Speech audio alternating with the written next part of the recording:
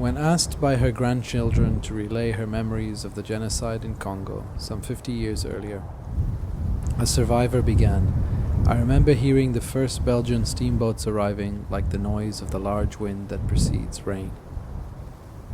Steamships make two distinct kinds of sound.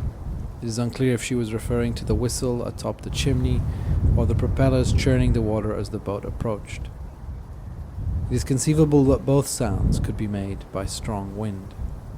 Wind can rustle the leaves of trees strong enough to generate the pink noise the steamship turbines make as they carve up the water. And at its gustiest, the wind can also howl and whistle as it splits and vibrates across objects in its path. While she only uses the word wind, we are left to guess which wind sound preceded the world-ending violence. In Arabic, there is many now obsolete words for wind, a whole vocabulary we no longer use, and an aesthetic regime we no longer have access to.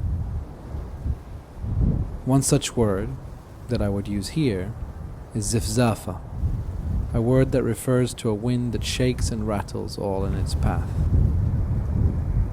And of the many lost words for wind, I feel we must refamiliarize ourselves with zifzafa, as we transition into an energy economy increasingly dependent on the wind, and as tornadoes, gales and hurricanes are increasing in frequency, a byproduct of the warming seas.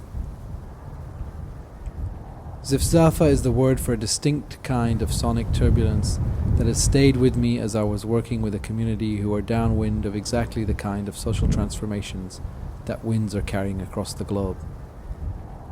That's those living in the political microclimate of the occupied Syrian Golan Heights.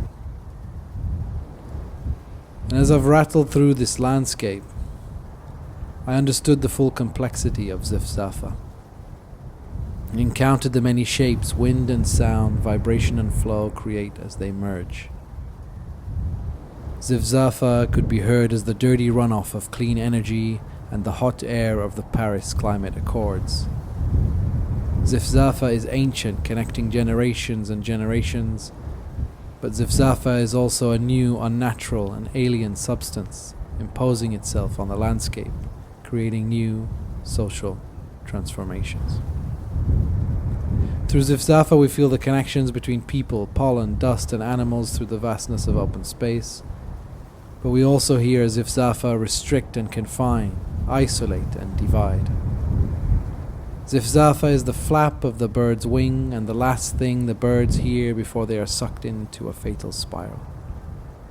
Zifzafa is the byproduct of a profitable industry and the destroyer of livelihoods.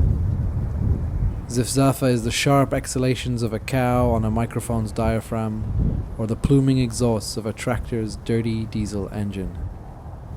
Zifzafa is the sound of the future and also the rumblings of a colonial violence that threaten the very future of this planet.